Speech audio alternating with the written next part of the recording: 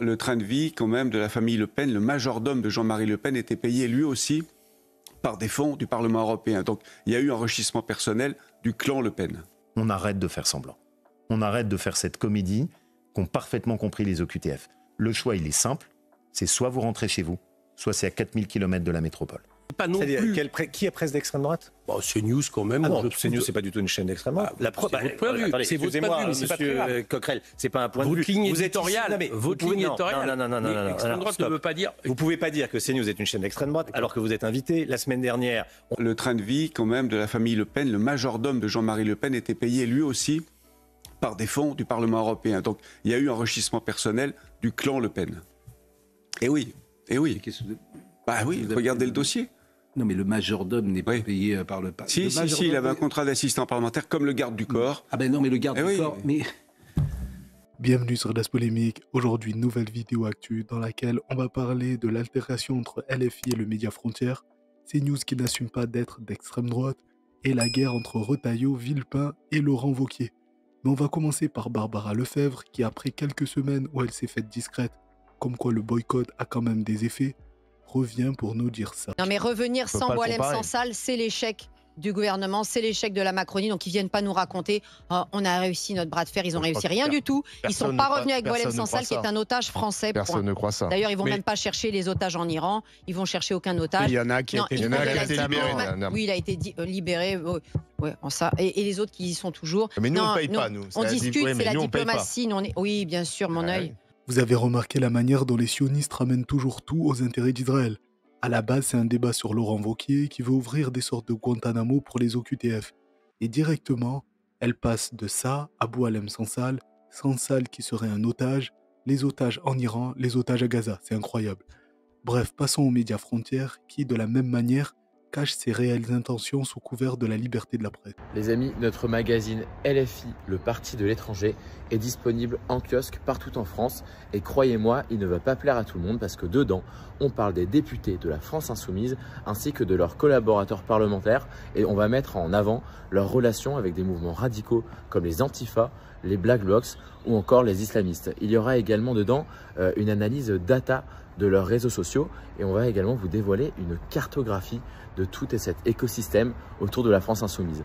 En bref, ils ont fiché tous ceux qu'ils considèrent de gauche, qu'ils soient anticapitalistes, féministes, écologistes, anticolonialistes, antiracistes ou antisionistes. Et après la diffusion de ce magazine, il y aurait eu une altercation entre ce média et des élus LFI à l'Assemblée nationale. Il y a un média qui parle beaucoup d'immigration, c'est le média d'extrême droite Frontières. Hier, il y a eu des incidents à l'Assemblée nationale. Des journalistes de ce média ont dû être exfiltrés lors d'un rassemblement de soutien à des collaborateurs de la France Insoumise qui entendaient justement protester contre un article de ce média. Dans son dernier numéro, Frontières cible bien en fait les assistants parlementaires de LFI en les classant par catégorie, réseau islamiste ou catégorie Black Bloc par exemple. Il y a quelques semaines, Frontières avait déjà ciblé cette fois des avocats spécialisés en droit des étrangers. On comprend toute l'ambiguïté de Frontières, mais bon, c'est enregistré comme un média, c'est pour ça qu'ils ont accès à l'Assemblée nationale, mais il y a des syndicats de collaborateurs parlementaires qui aimeraient que ça soit plus le cas, être évoqué. Les responsables à droite et à l'extrême droite, eux, soutiennent Frontières. Où est-ce que vous situez, vous ? Je dois m'assurer justement du maintien de l'ordre à l'Assemblée nationale, du fait que les députés puissent accéder à l'hémicycle. On a eu des difficultés hier et donc j'ai fait évacuer les 10 journalistes lorsque l'on a vu que leur présence causait un trouble à l'ordre public. Mais donc ça, mais sans les interdire après. Mais bien évidemment.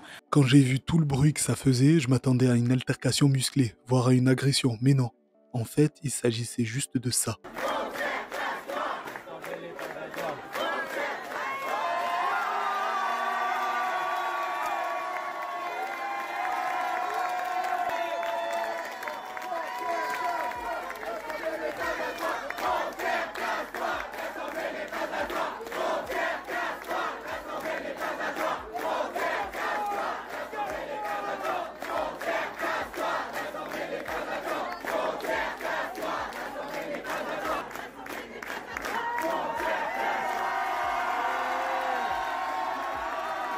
Honnêtement, j'ai pu voir d'autres séquences de ce qui s'est passé à ce moment-là, et elles ne sont pas plus graves que celle-ci. Parce que personnellement, je m'attendais à quelque chose de grave, au vu de l'effervescence dans les médias, et en particulier ceux de Bolloré. Bravo en tout cas à vous, parce que très courageuse, hein, Louise, elle était excellente. Hein.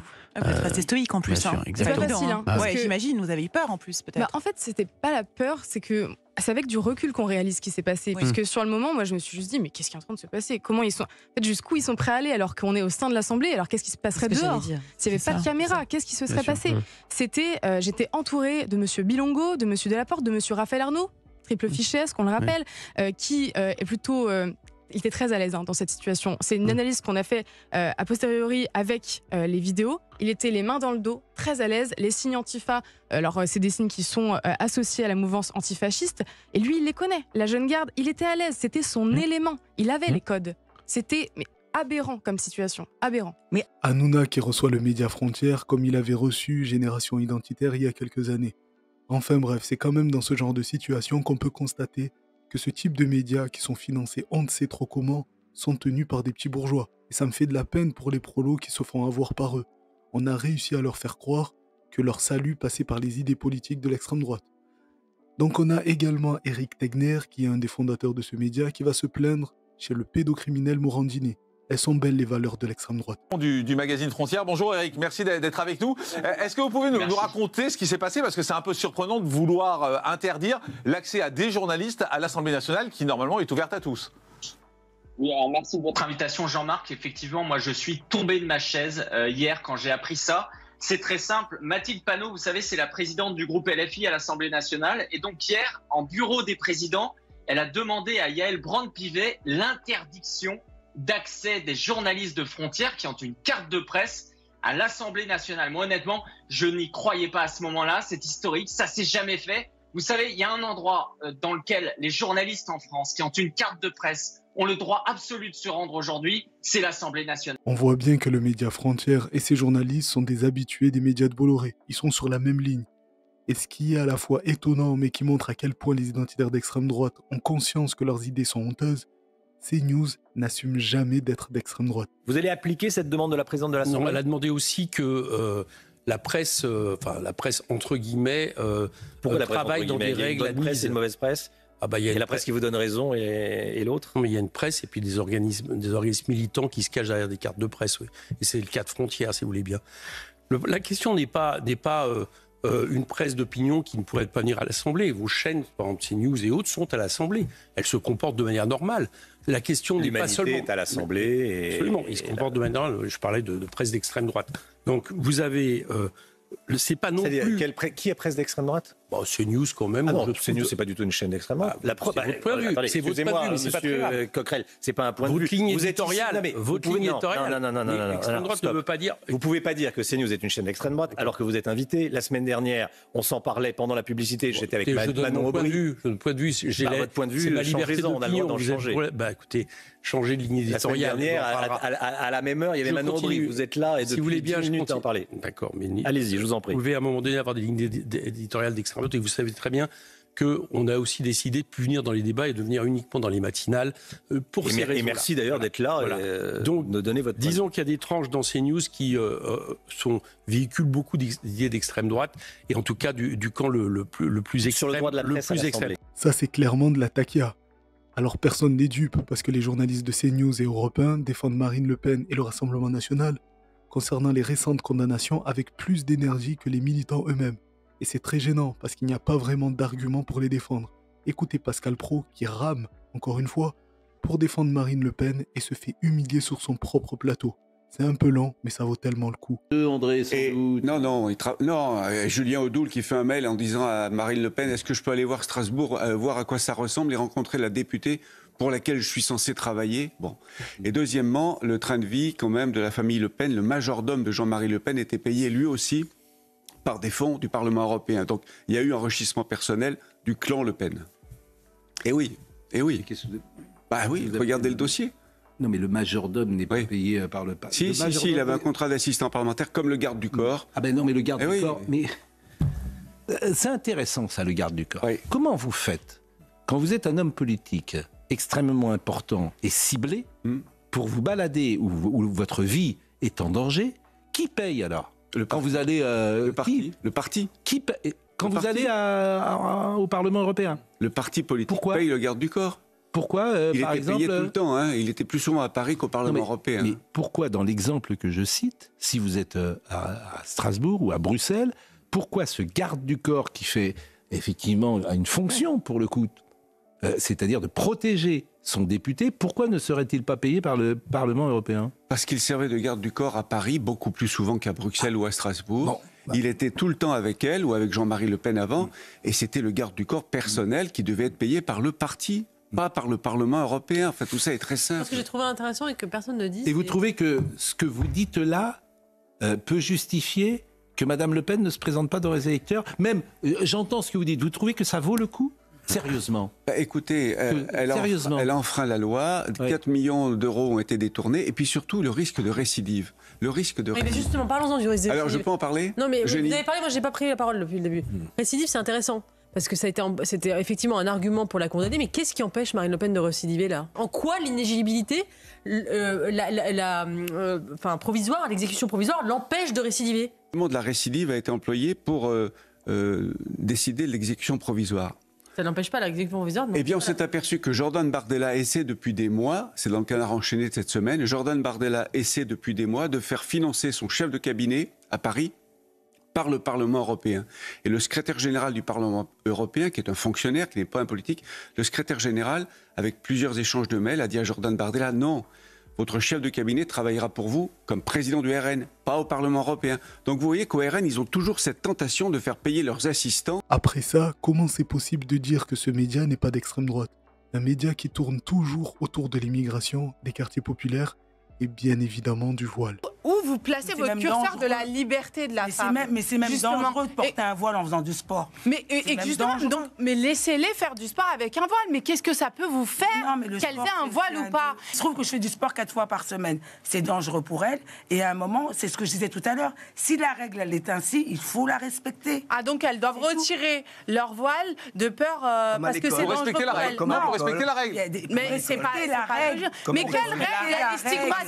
Dans ce cas-là, vous faites ça pour toutes les religions. Mais bien sûr qu'elle est stigmatisante. Donc pour elle, elle est stigmatisante sur la loi de 2004. Mais bien sûr sur l'interdiction du voile à l'école. La règle, elle est claire. Qui garantit la neutralité et la laïcité. C'est tout. Moi qui respecte toutes les religions ou pas. C'est-à-dire qui croient pas qu'ils ont envie de pratiquer le bouddhisme. C'est les premiers mots qu'a dit Mali Saïdi. Elle a dit mon père dit que quand on arrive dans un pays, on respecte. Elle a dit ça avec l'imam. Elle respecte les règles de ce pays. C'est très gênant. On a Morandini le pédocriminel et Julien Audoul le délinquant qui donne des leçons à des citoyennes qui certainement n'ont pas de casier judiciaire ou pas à la hauteur du leur. Mais c'est un débat sans fin qui vise uniquement à placer ce sujet comme prioritaire. Je me demande comment, mis à part un racisme viscéral, des gens peuvent sincèrement penser que c'est un sujet qui doit faire l'objet d'autant de débats. Surtout que dans la même journée, alors c'est sûrement un hasard, mais BFM TV consacre un sujet aux fêtes réservées aux femmes. Il n'est que 19h30, mais vous allez voir à l'intérieur, le ressenti est tout autre.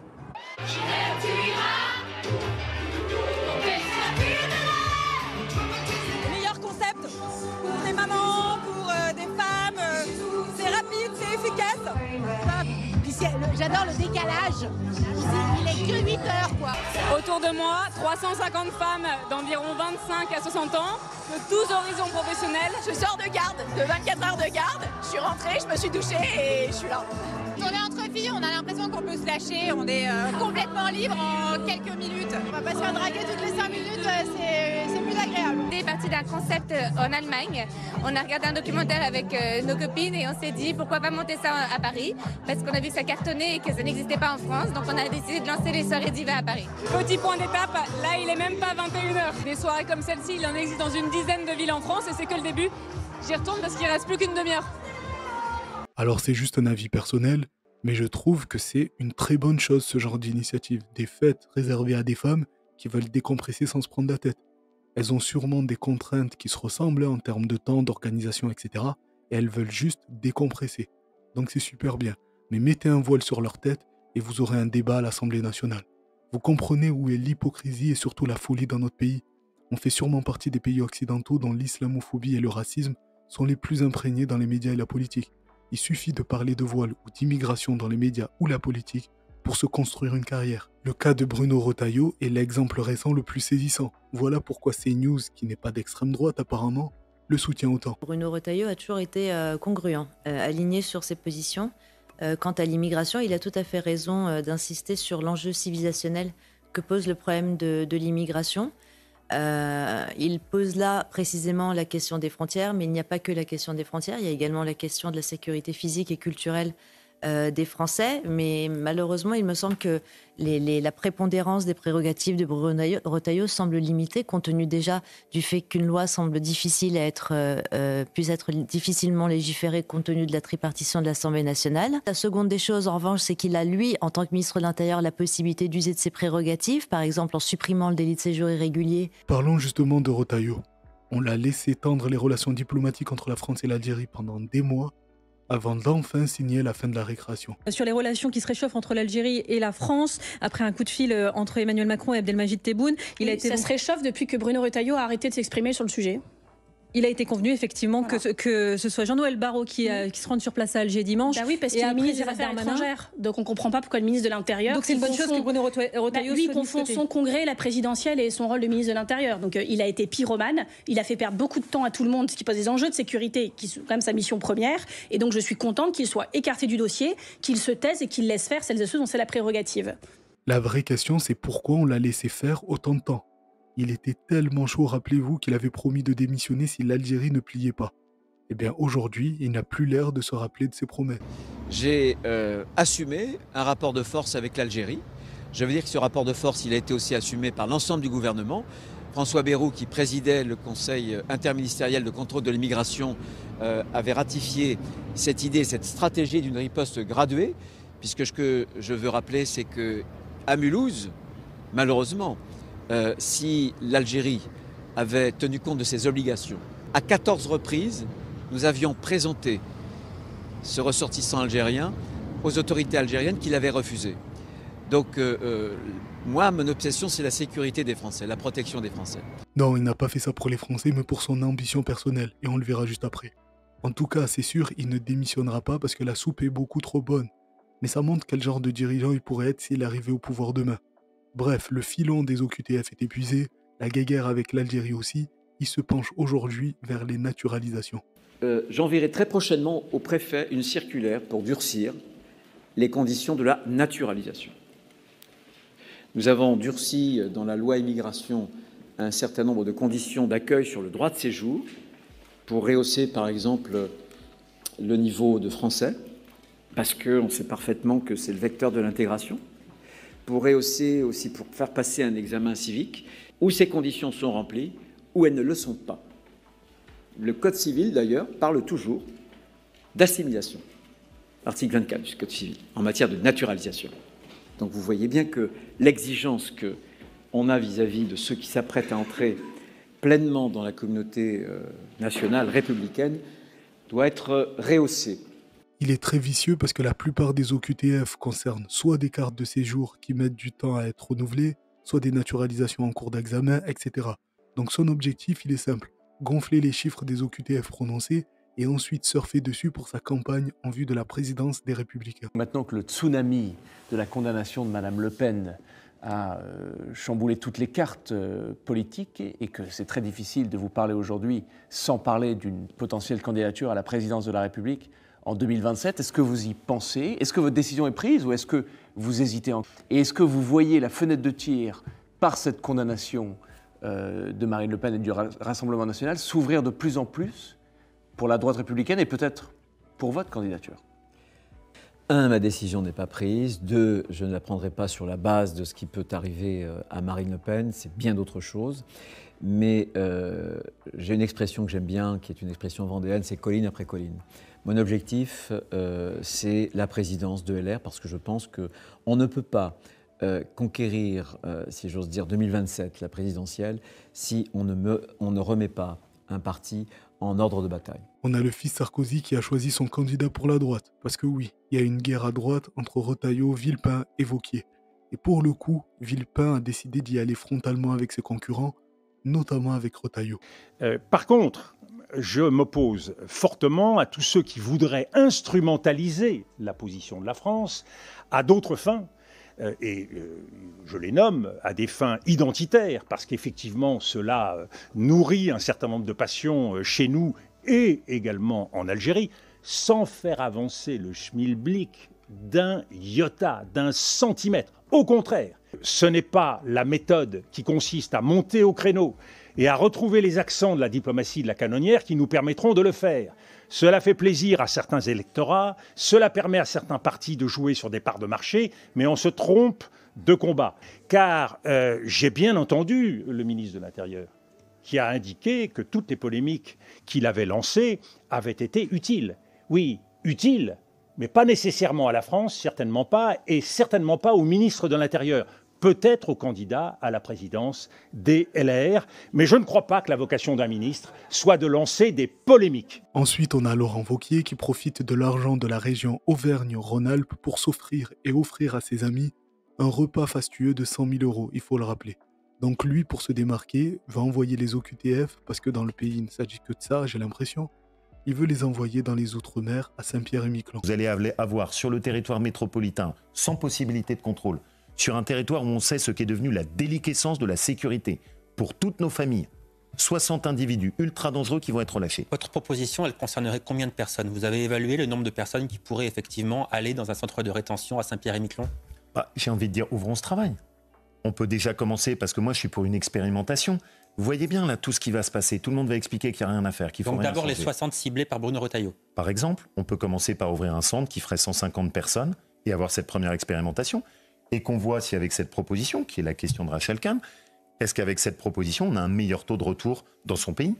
Parce que moi, ma conviction, c'est que si vous faites ça, je pense qu'au mieux, vous allez aboutir à 50% de retour direct dans le pays d'origine. À partir du moment où tout le monde aura compris que maintenant c'est fini, on arrête de faire semblant. On arrête de faire cette comédie qu'ont parfaitement compris les OQTF. Le choix, il est simple, c'est soit vous rentrez chez vous, soit c'est à 4000 km de la métropole. Ça commence comme ça et inévitablement, ça se transformera en bagne avec du travail forcé. Et j'exagère à peine. Et ça vous montre le peu d'estime que ces gens-là ont pour les Outre-mer. Et comme pour Retailleau, décidément, lui aussi s'est fait recadrer par Villepin. Quand on vous propose de partir à Saint-Pierre-et-Miquelon, alors même... Laurent Wauquiez. Oui, mais alors même... C'est ça, qui proposait de... Oui, mais Laurent Wauquiez qui proposait de déporter les OQTF à Saint-Pierre-et-Miquelon. Mais on voit bien que c'est d'abord une méconnaissance de la réalité de ce type de problème, mais surtout, c'est croire qu'on peut régler les problèmes en les éloignant. Nos compatriotes de Saint-Pierre-et-Miquelon, c'est des Français comme les autres. Et c'est quand même une drôle d'idée dans la République que de les envoyer là-bas. On pourrait les garder à Puy-en-Velay. Pourquoi les envoyer à Saint-Pierre-et-Miquelon? Le climat est peut-être plus défavorable à Saint-Pierre-et-Miquelon. Alors là, vous allez vous fâcher aussi avec Puy-en-Velay. Mais c'est une drôle de conception. Je dis simplement que proposer cela, c'est en quelque sorte donner à voir aux Français, un, qu'on n'est pas très sérieux, deux, qu'on ne croit pas aux vertus de l'action politique. C'est-à-dire qu'en gros, gouverner, ce serait éloigné. Loin de mon regard, le problème se règle. Lui, il gouverne pas, il est en bataille. Il est en campagne contre Retailleau, justement, pour la présidence de la LR. Je vous rappelle qu'une des maladies françaises, c'est qu'on croit en permanence pouvoir lier la conquête du pouvoir et l'exercice du pouvoir. Nous sommes toujours dans la conquête du pouvoir. Le résultat, c'est que les Français n'ont jamais de dirigeants qui exercent le pouvoir, parce que quand on exerce le pouvoir, c'est tellement difficile qu'on préfère continuer à séduire, à proposer des choses parfois stupides, mais en tout cas, on n'assume pas le pouvoir. La stratégie de Villepin, elle est simple, hein, pour se démarquer. Écouter ses concurrents et exposer leurs bêtises. C'est pas plus compliqué que ça. Mais pour en revenir à ce mépris envers les Outre-mer, il y a une séquence qui m'a fait bondir. C'est celle du député de Guadeloupe, Olivier Servat, qui appelle à boycotter les produits américains. Et portez votre attention sur ses motivations. Dans le caniveau. Dans le caniveau. La bonne place. Nous sommes venus aujourd'hui au titre d'utile, le mouvement politique que je préside, donc Olivier Servat est le secrétaire général, pour demander à l'ensemble de nos concitoyens français de boycotter maintenant tous les produits américains. Trump a oublié que la France est avec un archipel, France, et qu'il a taxé par exemple en France hexagonale les produits en moyenne à 25%, sauf qu'en Guadeloupe, Martinique, il les a taxés à 10%. J'invite tous les producteurs français qui veulent déverser leurs produits aux États-Unis à passer par la Guadeloupe, la Martinique. Ce serait une bonne façon de faire. Alors ça, c'est du whisky US dans le caniveau. Dans le caniveau. La bonne place. du Coca-Cola, il y en a plein en France, eh bien c'est pareil. Voilà ce qu'il faut faire maintenant avec les produits américains. Je récapitule, Trump décide d'appliquer des frais de douane incroyables à la France, mis à part aux Antilles. Et par solidarité avec la métropole, ce député appelle à boycotter les produits américains. Mais je trouve que c'est délirant, quand on connaît le mépris affiché par l'État français vis-à-vis des prix exorbitants appliqués par les béquets aux Antilles. Je n'ai pas ressenti la même énergie venant de l'État pour céder aux revendications de la mobilisation contre la vie chère en Martinique et en Guadeloupe. Donc je trouve que ce député se trompe de combat. Et je mets même de côté le fait qu'à ma connaissance, il n'est jamais appelé à boycotter les produits américains en solidarité avec les Palestiniens. Parce que comme je vous l'ai montré en début de vidéo, les sionistes, eux, comme Barbara Lefebvre, profitent de chaque sujet pour évoquer et défendre leur paroisse qui est Israël. Et c'est le cas aussi du porte-parole de Trump en France. Et en fait, la situation est très claire. Les adversaires géopolitiques des États-Unis seront punis. Et ce qui m'a été dit aujourd'hui dans un think tank à Washington, qui m'a quand même assez frappé, il m'a dit, tu dois comprendre une chose, c'est que quand, par exemple, quand Emmanuel Macron devient un opposant géopolitique aux États-Unis, par exemple au Moyen-Orient, en voulant faire la promotion d'un État palestinien, eh bien, il y a des chances, éventuellement, que certains produits fabriqués en France soient plus taxés que d'autres. On sait très bien que tout se passera au niveau européen, mais la France peut être ciblée là-dessus. La honte absolue pour la France, c'est pour Emmanuel Macron d'avoir été félicité aujourd'hui par le Hamas. Je pense que quand on arrive là, vous comprenez que vraiment, Donald Trump l'apprécie. Pardon, là on s'écarte, c'est pas le président qui a été chercher cette félicitation-là. Mais le fait, non mais je vous dis, comment c'est vu à Washington. À Washington, on entend ça, on se dit, vraiment, ils sont du mauvais côté de la barrière. Attendez. À la manière de Pascal Praud qui doit placer l'immigration et les musulmans dans tous les sujets, même les punaises de lit, rappelez-vous, on a les sionistes qui doivent défendre Israël même si le sujet n'a aucun rapport direct. Voilà, dites-moi ce que vous en pensez en commentaire, n'hésitez pas à vous abonner, mettre un pouce et partager.